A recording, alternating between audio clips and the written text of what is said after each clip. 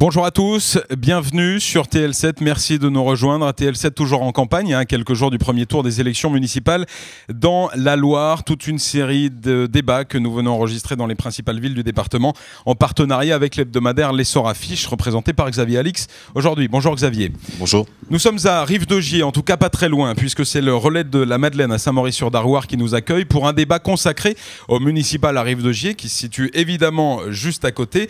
Rive-de-Gier, c'est évidemment une ville importante de Saint-Étienne Métropole, à l'entrée du département de la Loire, un peu moins de 15 000 habitants, un passé industriel, une reconversion toujours en cours, un réseau de PME, une vie commerçante. Rive-de-Gier, c'est un foncier fort, des Lyonnais qui viennent s'installer sur les coteaux, mais aussi à Rive-de-Gier. Et puis un souvenir dramatique, la crue de novembre 2008, avec des conséquences terribles sur le centre-ville. On en reparlera évidemment. Alors, Xavier Alix, deux candidats sont présents aujourd'hui avec nous ici au relais de la Madeleine. Oui, donc nous avons Jean-Claude Charvin, maire depuis 1995, maire sortant qui repart pour un quatrième mandat, qui va tenter d'avoir un quatrième mandat. Vous êtes réputé d'hiver droite, vous vous dites sans étiquette. Avec une liste, la passion de l'avenir. Rive-de-Gier, la passion de l'avenir. À vos côtés, en face de vous, Vincent Bonny, bonjour. Vous menez une liste d'union des forces de gauche, PS et Parti communiste. Une liste Réinventons Rive-de-Gier. Vous êtes conseiller municipal depuis 2008. Alors nous devons de préciser à nos téléspectateurs que le choix qu'a fait TL7 pour ces débats, c'est d'inviter tous les candidats au premier tour. Malheureusement, un candidat qui s'oppose à vous, Jean-Louis Valente, candidat sans étiquette, la voix des ripagériens, nous a fait savoir hier, à la veille de l'enregistrement de ce débat, qu'il ne pouvait pas finalement participer. Nous le regrettons. En tout cas, nous devions maintenir ce débat par respect pour vous, messieurs, qui avez accepté de venir nous voir. Alors, débutons, 45 minutes de débat. On va essayer d'exposer vos projets pour la commune à vos électeurs, à nos téléspectateurs ripagériens. Première question, Vincent Bonny, en un adjectif, comment qualifiez-vous le bilan de Jean-Claude Charvin à la tête de la municipalité ripagérienne? C'est celui du recul. Je crois que malheureusement, 2008-2014 marque le recul pour Rive-de-Gier. Je m'en désole, nous avons fait toute une série de propositions pendant ce mandat, elles n'ont jamais été prises en compte. Et je crois qu'aujourd'hui, nous avons une situation de la ville qui n'est pas bonne. Les finances sont au plus mauvais et je crois qu'il faut absolument opérer un nouveau départ pour Rive-de-Gier. C'est la raison de notre liste, c'est cette volonté d'amener un nouveau dynamisme pour notre commune. Jean-Claude Charvin, alors évidemment vous n'êtes pas d'accord sur le bilan. Quel bilan faites-vous de ce dernier mandat, en tout cas à la tête de Rive-de-Gier? Écoutez, d'abord, un bilan plutôt positif, parce que vous l'avez annoncé vous-même en préambule, c'est une commune qui gagne des habitants, c'est une commune qui a un tissu commercial et économique diversifié, c'est une commune qui a rempli ses zones industrielles, et puis c'est aussi une commune qui est maintenant connue et reconnue au sein de l'agglomération stéphanoise. Quant aux problématiques budgétaires, je pense qu'on aura l'occasion d'en parler tout à l'heure, mais j'expliquerai quelle est la situation exacte de Rive-de-Gier. Ceci étant, je suis heureux d'entendre que M. Bonny a enfin des propositions, puisque depuis 6 ans, je n'en ai eu aucune au conseil municipal, et ça n'a été que des votes contre toutes les propositions qui étaient faites. Mais je vais peut-être les apprendre ce soir. Alors, on va déjà faire un point sur vos priorités. Très rapidement, quelles sont vos priorités pour cette mandature? Nous détaillerons ensuite. Jean-Claude Charvin. Les priorités, elles sont assez simples. Si je dois dresser un peu le bilan de ce qui a été réalisé depuis quelques mandatures, nous nous sommes attachés à réhabiliter l'urbanisme de la commune, en commençant par les entrées de la ville, c'est-à-dire l'entrée est sur laquelle nous nous trouvons, l'entrée ouest du côté du Sardon. Ensuite, nous nous sommes attachés à réaliser des équipements publics que nous avons trouvés en souffrance lorsque nous avons été élus. Je ne veux pas parler de la gare qui était dans un état lamentable, de la partie centre-ville avec toute la place centrale qui était dans un état, elle aussi, lamentable. Nous avons réhabilité le quartier de la Noire. Ensuite, nous avons réaménagé les zones industrielles. Et donc, nos priorités, c'est bien entendu de continuer ce réaménagement, à la fois pour améliorer le cadre de vie des ripagériens et également continuer à mettre à leur disposition des équipements dont je pense aujourd'hui ils ont encore besoin. Vincent Bonny, vos priorités, vous, pour si vous êtes élu au lendemain du 30 ou du 23 mars? Notre priorité, c'est de pouvoir amener du développement économique dans notre commune. J'ai parlé des finances, on va y revenir, mais je crois qu'il faut effectivement travailler sur la question du développement de l'activité économique.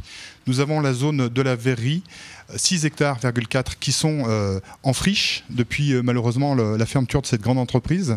Et il faut absolument pouvoir remettre la main sur ce secteur, pouvoir le tourner vers l'avenir, le tourner vers l'activité économique et pouvoir y installer de nouveaux projets. Donc c'est notre priorité parce que c'est un site stratégique en cœur de ville qui a été laissé à l'abandon et donc il faut absolument pouvoir le reprendre pour le développer. Alors on en reparlera tout à l'heure et savoir quels moyens vous comptez vous donner pour ça. Xavier Alix.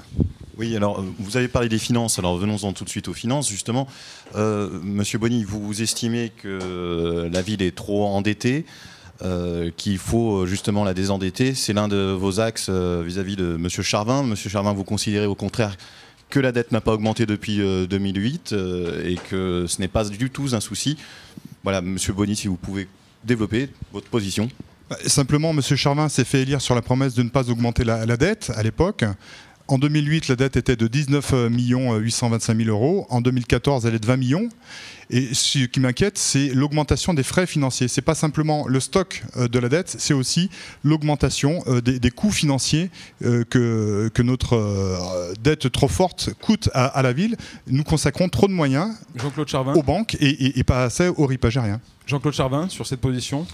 Écoutez, je crois que la réponse vient d'être donnée d'elle-même. Nous étions aux alentours de 19 millions en 2008, nous sommes toujours aux alentours de 19 millions en 2014, donc il n'y a pas eu d'augmentation de la dette.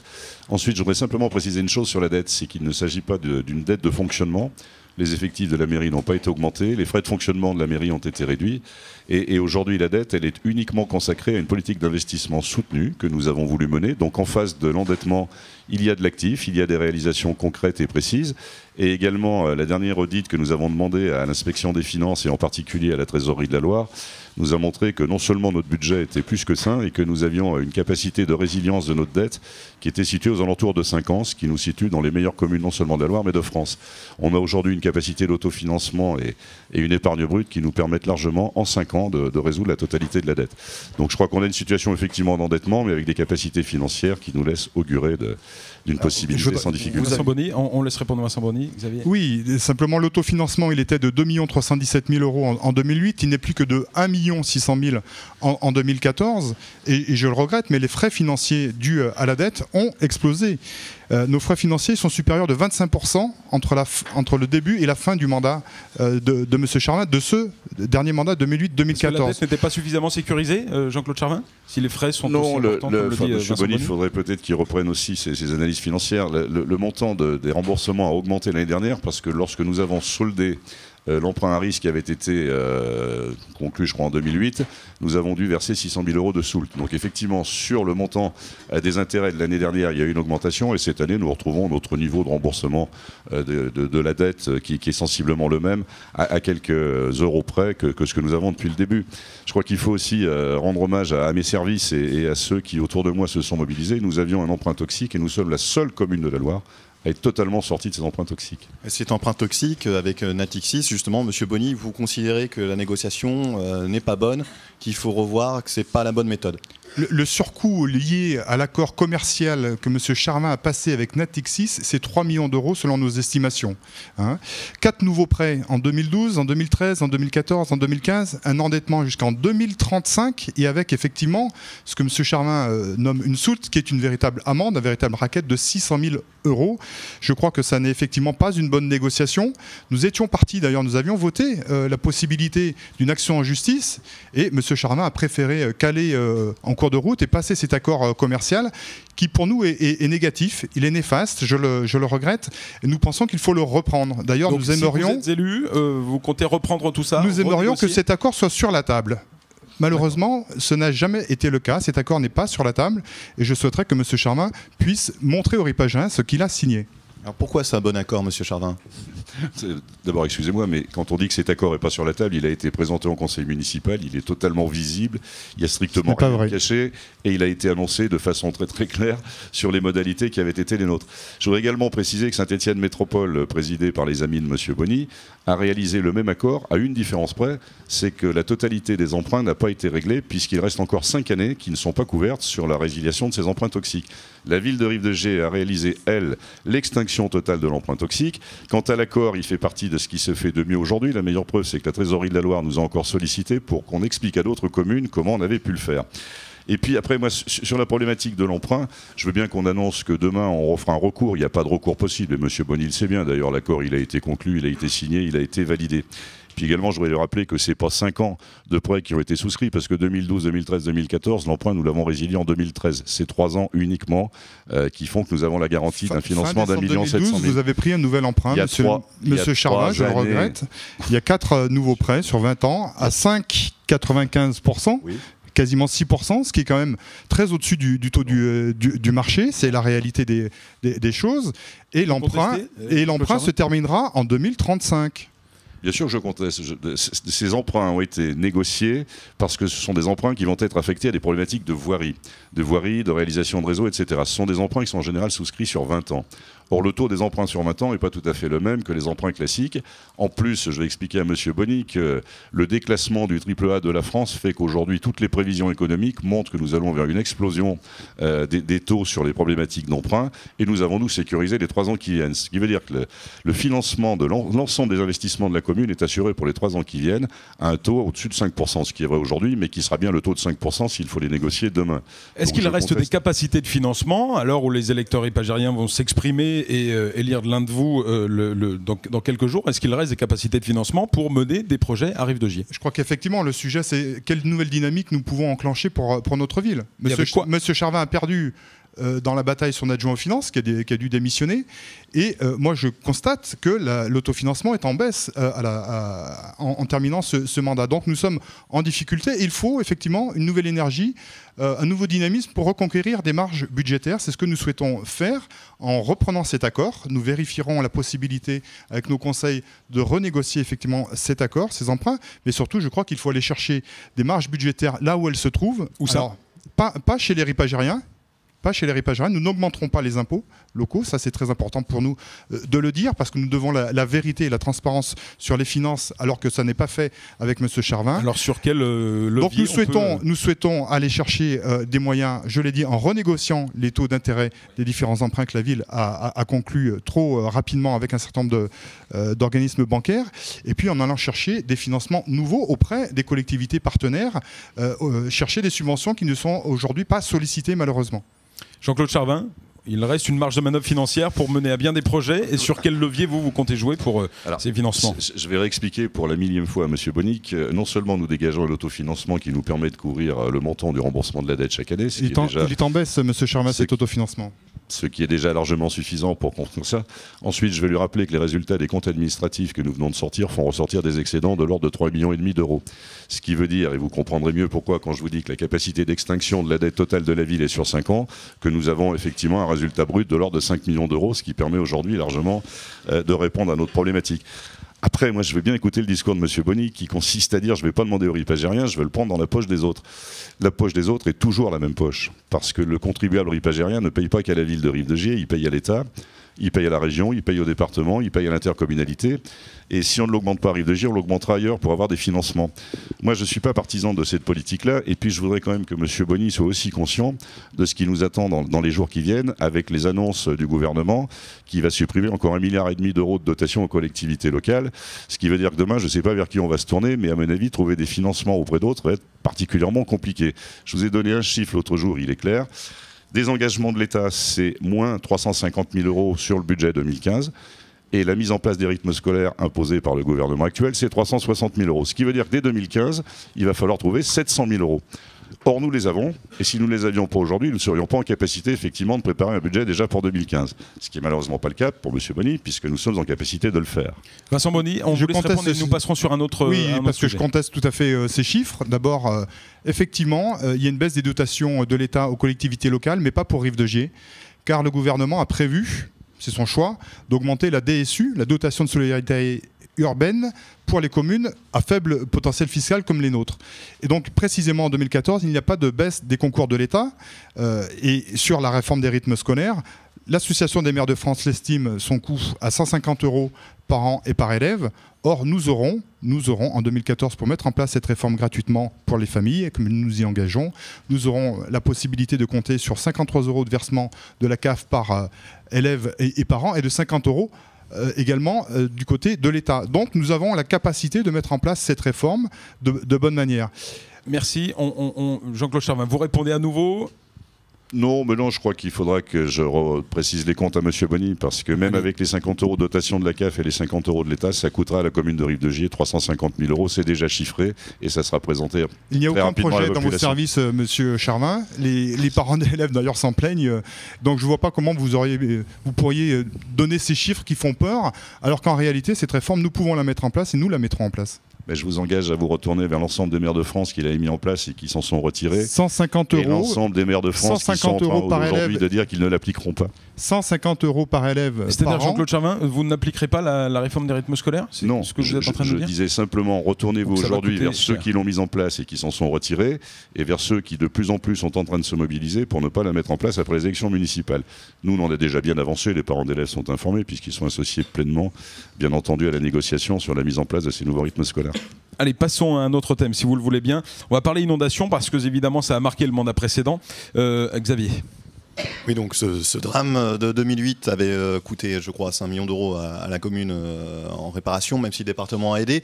Surtout, on est dans l'attente d'un plan de prévention des risques mené par la préfecture, enfin orchestré par la préfecture, la DDT, qui conditionnerait apparemment l'urbanisme, mais on n'a pas de résultat pour 2015. Alors, est-ce que c'est possible de faire des projets en attendant le résultat de ce plan de prévention de la préfecture, justement pour ces municipales, proposer quelque chose pour l'urbanisme à Rive-de-Gier? Je vais vous donner la réponse tout de suite. Il y a maintenant plus d'1 an et demi qu'on a un groupe projet qui travaille sur la réhabilitation du centre-ville. On a maintenant 1 an et demi qu'un groupe projet travaille sur la reconquête de ce qu'on appelle l'entrée est de l'agglomération, qui englobe entre autres le site de l'ex-Verrerie. Et ces deux projets sont conditionnés par ce qui sera demain l'élément prépondérant pour la gestion de tout l'urbanisme et l'aménagement de la ville, c'est ce fameux plan prévention risque inondation que l'État a initié après les inondations de 2008 et qui va devenir aujourd'hui contraignant. Ce qu'il faut savoir avant de rentrer dans le détail, c'est que ce plan prévention risque inondation s'imposera à toutes les autres réglementations existantes. Du coup, est-ce que ça met en stand-by certains projets Bien sûr. Vincent Bonny? En stand-by, nous le sommes déjà. Malheureusement, ça fait trop d'années que Rive-de-Gier est en stand-by. Donc on peut continuer comme ça, à se cacher derrière la préparation du PPRI et puis ne pas travailler et réfléchir à des projets nouveaux. Je crois qu'effectivement, il faudra prendre en compte cette réglementation. Mais l'État ne travaille pas tout seul de son côté. Les élus ont leur mot à dire. Et ils ont à faire valoir l'intérêt pour Rive-de-Gier de pouvoir continuer son développement. Sinon, il faut expliquer que Rive-de-Gier doit disparaître de la carte. Si on écoute le discours de Jean-Claude Charvin aujourd'hui, c'est effectivement de dire avec le PPRI, on ne peut rien faire, donc il faut attendre. Et puis, les années passent, les années s'écoulent, et malheureusement, peu de projets sortent de terre dans notre commune. Donc je crois qu'au contraire, parce qu'il y a ce risque réel d'inondation, il faut en parler et il faut construire des projets pour y faire face, et il faut continuer à construire le développement de notre commune. C'est ce sur quoi nous nous engageons. Alors quel projet? Est-ce que je peux intervenir parce que je ne voudrais pas que M. Bonny parte dans une espèce de litanie un peu romantique, etc. Le PPRI est quelque chose qui s'impose à une collectivité locale. Le fait de s'imposer, c'est-à-dire qu'il va mettre en place des préconisations. Or, tant que nous ne connaissons pas les préconisations qui seront demandées par le PPRI, il est impossible aujourd'hui de projeter quelques projets que ce soit. Je vais vous prendre un exemple. Nous avons eu une dizaine de demandes de permis d'aménagement en matière d'urbanisme en centre-ville. Elles ont toutes été retoquées par les services de l'État, disant attention, tant que le PPRI n'est pas en place, pas de logement en rez-de-chaussée et pas d'aménagement d'établissements recevant du public. Donc depuis maintenant 1 an et demi, nous savons que ces projets sont bloqués. Je ne dis pas que le PPRI va bloquer toute la ville, il va mettre en place des préconisations. C'est ça que M. Bonny ne maîtrise pas. Les préconisations, c'est ce que va nous imposer l'État pour rendre demain le centre-ville aménageable, pour rendre demain le site de la Verrerie aménageable, pour rendre demain tout l'aménagement autour de la gare réglé, entre guillemets, en termes d'urbanisme. Mais aujourd'hui, c'est impossible de présenter quelques projets que ce soit, il sera bloqué. Alors, il faut en être conscient. Malgré tout, quelles sont vos propositions pour l'urbanisme, pour les 6 ans à venir à Rive-de-Gier? Alors j'imagine qu'il faut malgré tout réfléchir, faire de la prospective malgré le PPRI. Alors, sur l'urbanisme de centre-ville, pour nous, il est important, contrairement à ce que le SCOT et les amis de M. Bonny veulent nous imposer, de redensifier le centre-ville. Il serait pour nous plus intéressant en matière d'aménagement du centre-ville de dédensifier le centre-ville, de réaménager des espaces à vocation commerciale et de l'habitat de qualité pour répondre à la problématique d'habitat indigne qui est aujourd'hui quelque chose d'un peu important sur la collectivité. Sur le site Duralex, l'ex-site Duralex, la même problématique. Ce site est classé complètement rouge. Moi, je veux bien qu'on y annonce demain qu'on va y remettre de l'économie, etc. Mais là également, nous avons des projets qui, pour l'instant, sont effectivement toujours bloqués par cette problématique du PPRI. Je suis désolé de le dire, mais il faut comprendre aujourd'hui que c'est l'élément le plus important pour l'aménagement de la ville. Vincent Bonny, quels sont vous? Alors, on reparlera de la Verrerie tout à l'heure. On consacrera un chapitre à ceci. Quels sont vos désirs, vos volontés pour l'urbanisme à Rive-de-Gier dans les prochaines années?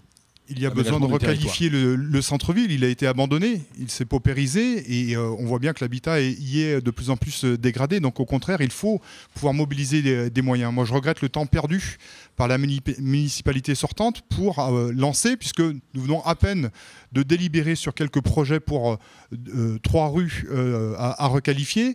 Pourtant, des financements étaient disponibles. Monsieur Charvin évoque mes amis, alors je ne sais pas de qui il veut parler. En tout cas, au niveau de la région, des moyens étaient sur la table dès 2009 pour requalifier effectivement les rues commerçantes.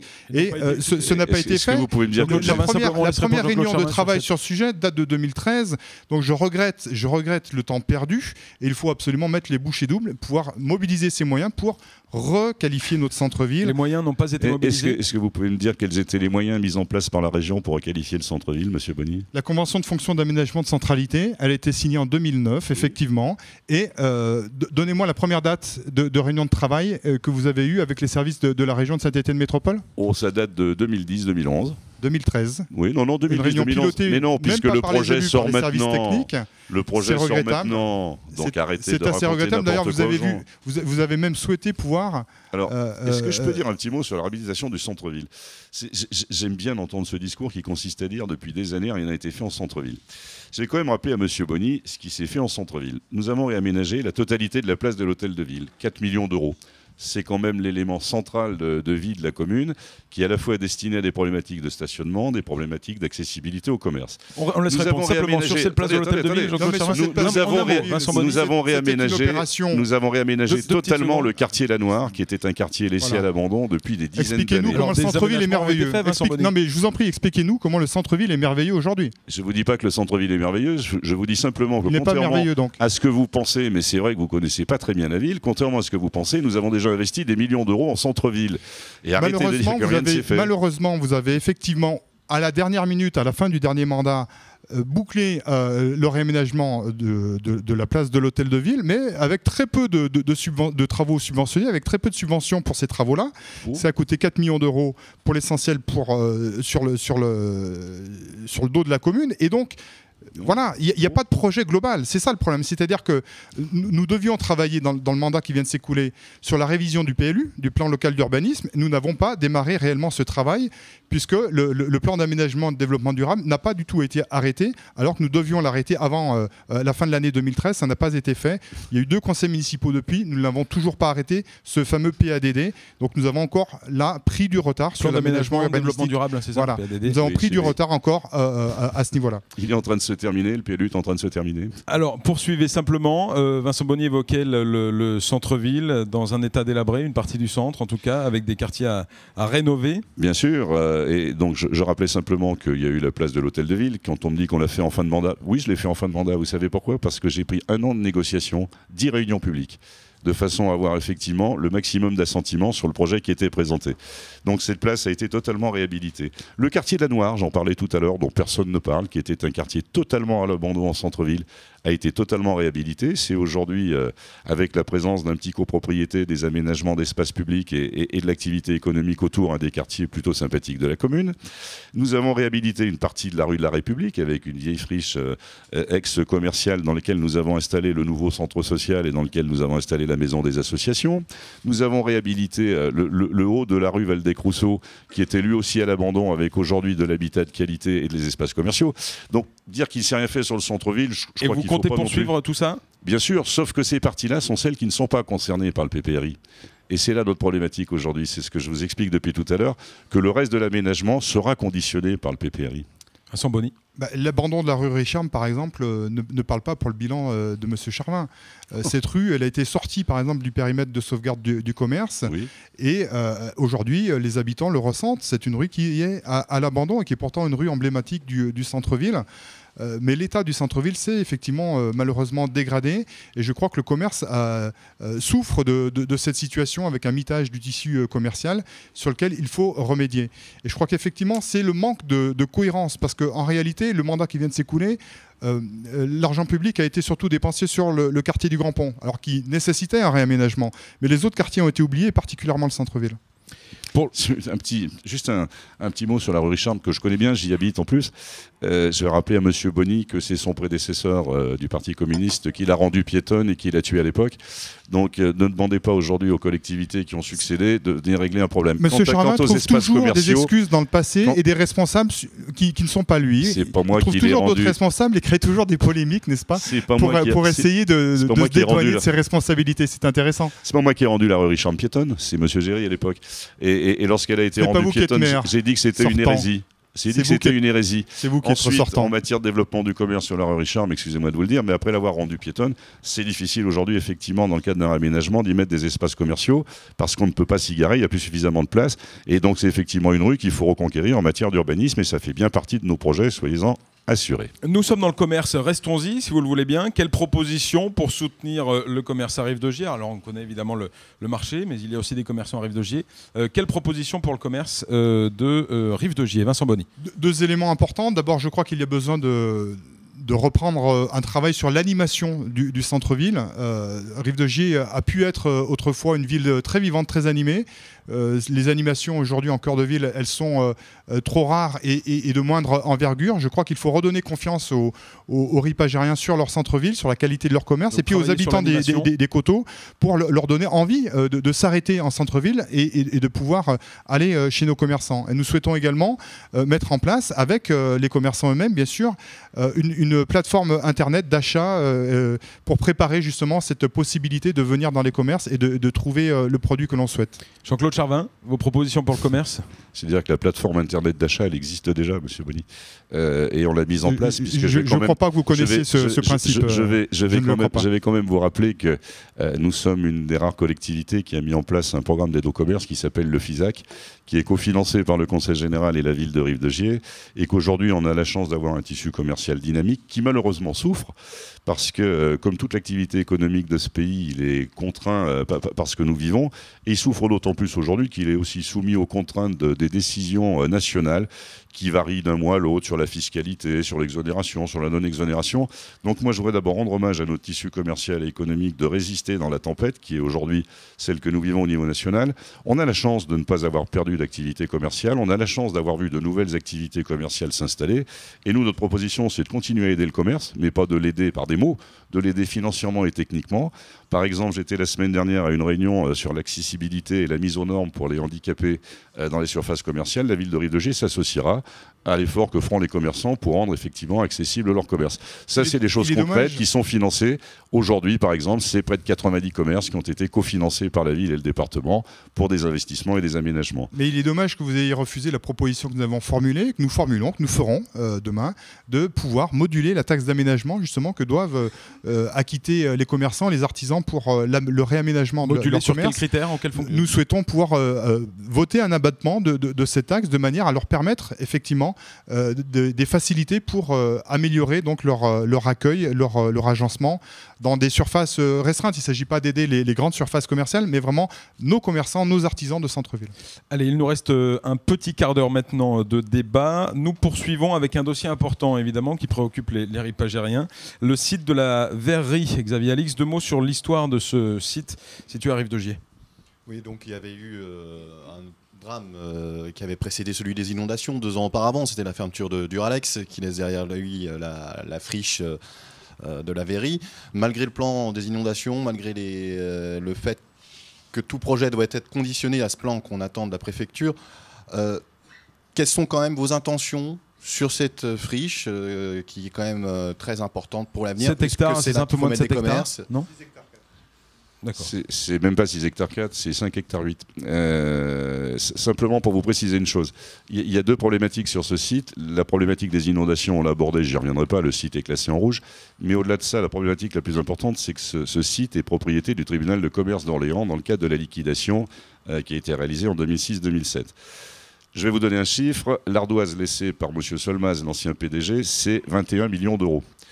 Or, le tribunal de commerce d'Orléans s'est fait fort de récupérer ces 21 millions d'euros qui, en particulier, couvrent les AGS qui avaient été versés aux salariés, etc. Donc, sur le foncier, il faudra débourser 21 millions d'euros pour acquérir la friche. Donc, on a bien expliqué au tribunal de commerce que d'abord, il n'aurait jamais 21 millions d'euros, sauf qu'entre-temps, dans le cadre de la liquidation, a été installée une entreprise avec un cahier des charges relativement lâche, qui fait que ces gens-là sont habilités à démonter, à vendre la ferraille, etc., mais sans clause de durée et autres. Donc aujourd'hui, la grosse difficulté, c'est de maîtriser le site en matière de propriété foncière. Or, nous avons lancé depuis maintenant 2 ans une procédure d'expropriation en collaboration avec Saint-Étienne Métropole, EPORA et la ville de Rive-de-Gier, mis en place un périmètre qui est une clause générale qui maintienne et sauvegarde l'ensemble de ce patrimoine, sauf que nous sommes obligés de nous aligner sur les propositions qui sont faites en matière d'acquisition. À titre indicatif, le dernier petit hectare qu'on a acquis a coûté à la collectivité Métropole EPORA 815 000 euros. Mais c'est un tout petit hectare. Le reste est encore à négocier. Or, nous ne pouvons pas exproprier. Nous ne pouvons pas exproprier. C'est pour ça. Alors moi, après, je voudrais poser une petite question. Donc il faut absolument reconquérir la maîtrise foncière de ce site. Oui. C'est donc pour cela qu'il faut être assez dynamique et assez offensif sur ce dossier. Je regrette qu'on ne l'ait pas été suffisamment pour l'instant, et il faut associer les ripagériens au devenir de ce site. Nous souhaitons le faire. Nous avons commencé à le faire, d'ailleurs, dans cette campagne, puisque pour nous, c'est un enjeu majeur. Nous avons un projet que nous souhaitons coélaborer avec les habitants, avec les riverains, parce que c'est un site stratégique dans notre commune. 6 hectares en centre-ville, qui depuis 8 ans malheureusement dorment.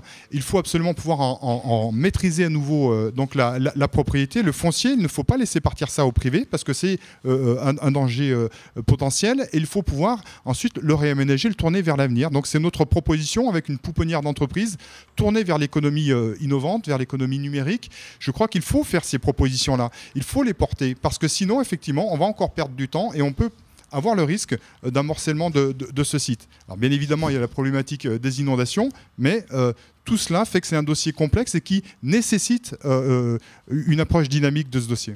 Je tombe des nues. Il y a un problème juridique aujourd'hui, à moins que M. Bonny fasse mais vraiment abstraction de toute problématique juridique. Il y a une propriété de ce site qui est celle du tribunal de commerce. Dès qu'il y a une difficulté, vous vous réfugiez derrière ces difficultés pour ne pas avancer. Une propriété juridique qui est celle du tribunal de commerce d'Orléans. C'est même pour ça qu'il faut mais que personne ne peut imposer de vendre quelque partie que ce soit. Si le tribunal de commerce d'Orléans... Mais c'est pas en restant assis tranquillement que nous avancerons. Il faut donc se lever, il faut faire... Ça, on vous a attendu, M. Bonny. Oui. En tout cas, on voit le résultat. On voit le résultat. Il n'y a rien qui a bougé malheureusement sur ce dossier. Donc je crois qu'il faut avancer quand même. Il faut avancer dans cette ville. Je sais que M. Bonny fait parfois fi de la loi, des problématiques juridiques, etc. Mais ça, c'est bien le Parti communiste qui a tendance à oublier qu'il y a quand même une loi dans ce pays. Ensuite, je voudrais savoir, pour présenter un projet d'aménagement... Un peu de dynamisme, M. Charvin, ça ferait du bien à notre ville. Je crois qu'il y a besoin de ce nouveau dynamisme. Oui, écouter, on a eu parce que les dossiers traînent en longueur, ils prennent du retard de chaque conseil municipal. Alors je crois qu'il y a besoin aujourd'hui d'une nouvelle équipe qui a un peu de compétences. Je voudrais d'abord poser une petite question à M. Bonny. Je suppose que pour présenter un projet, vous avez visité le site. Est-ce que vous représentez vraiment? Est-ce que c'est vous vraiment le candidat que j'ai pour la droite face à moi? Ou est-ce que c'est Mme Chétion-Charolais qui va prendre la suite de votre responsabilité si vous étiez à nouveau élu? Alors là, on rentre dans des problématiques. Oui, mais parce que quand vous avez présenté votre candidature, dans la presse, j'ai lu que vous vouliez confier les plus hautes responsabilités à cette élue sortante. Alors je voudrais savoir, répondez-nous, est-ce que vous allez faire, si vous êtes élu, le mandat en entier? Je suis désolé, je ne vois pas très bien l'intérêt de la question. Je voudrais savoir si c'est vous qui allez mener les dossiers que vous évoquez ou pas. Mais je répondrai à cette question après. Mais je voudrais d'abord que M. Bonny réponde à ma question, parce que celle-ci, elle est concrète et elle intéresse les ripagériens. Je suppose que savoir qui est le maire intéresse aussi les ripagériens. Je vous écoute. Qu'est-ce que vous voulez que je dise? Je sais pas. Je vais poser une question, mais j'y arrive pas. Je suppose que pour présenter un projet d'aménagement de la Verrie, vous avez visité le site.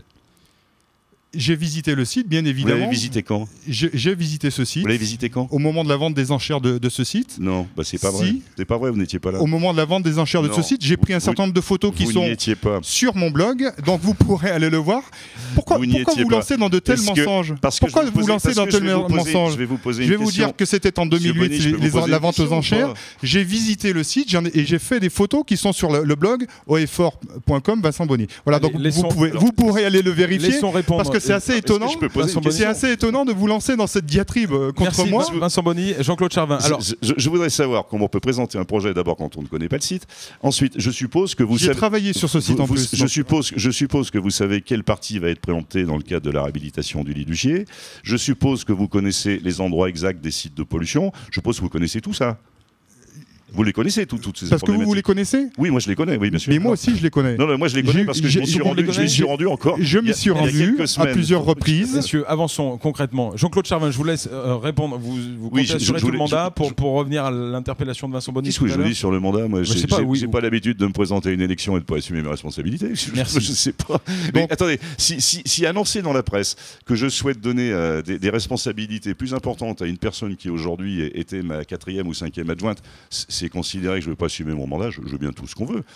En même temps, même si la maladie ou un accident devait m'emmener, je trouve que Mme Charolais-Châtillon serait plutôt sympathiquement une très très bonne personne en capacité de me succéder. Pour l'instant, je n'ai pas l'intention de m'en aller. Merci, voilà la réponse. En tout cas, c'est gentil de me demander de bien vouloir rester pour les 6 ans qui viennent, Monsieur Bonissa, je voulais vous en remercier. Soyez rassurés. Mais c'est horripagérien à répondre à cette question. Je ne crois pas que Jean-Claude Charvin en 2020, ça fasse forcément l'affaire pour les ripagériens. Je crois qu'il y a plutôt besoin d'un changement et d'un nouveau dynamisme dans cette commune et d'une équipe qui soit effectivement rajeunie.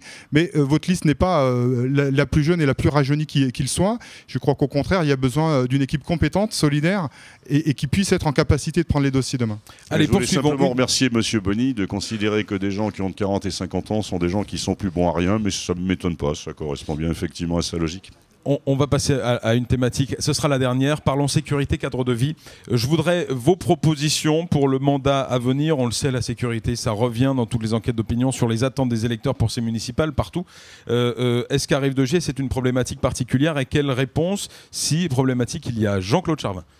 C'est pas une problématique de Rive-de-Gier, c'est une problématique nationale. Je crois qu'aujourd'hui, il suffit de se pencher sur les statistiques nationales pour voir que le ministre de l'Intérieur a échoué, que nous sommes dans un pays où la délinquance explose, où l'incivilité explose, et à Rive-de-Gier comme dans d'autres communes.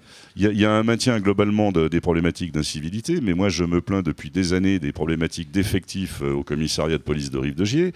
Je rappelle simplement que la sécurité n'est pas de la responsabilité des collectivités locales, mais bien de la responsabilité de l'État, et je souhaite depuis des années que l'État assume enfin, ce que je rappelle aux ripagériens, que lorsqu'ils payent leurs impôts à l'État, ils payent entre autres la sécurité.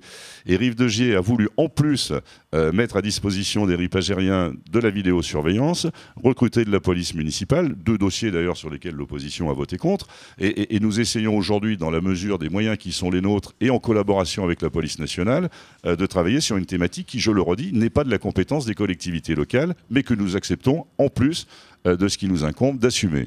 Monsieur Bonny. Malheureusement, Madame la préfète a dû rappeler à l'ordre M. Charvin dans l'exercice de ce mandat, puisqu'il avait laissé tomber en sommeil le Conseil local de sécurité et de prévention de la délinquance. Nous avons eu une délibération il y a 9 mois, et depuis, ce Conseil local de sécurité et de prévention de la délinquance n'est toujours pas mis en œuvre. Donc je crois qu'il y a besoin pour les différentes forces. Ce conseil est très important, puisqu'effectivement la problématique de la sécurité, c'est une problématique qui se retrouve dans d'autres communes. Mais vous confirmez que ce conseil n'était plus activé en 2 mots? Ah non, je confirme qu'il est plus activé. Il était tombé en sommeil. Monsieur Charvin s'est endormi sur la question de la sécurité, nous a dit Madame la préfète. C'est ça, oui, je me suis endormi sur la question de la sécurité. Moi qui suis obligé d'aller faire la sécurité. C'est Madame la préfète qui nous l'a écrit.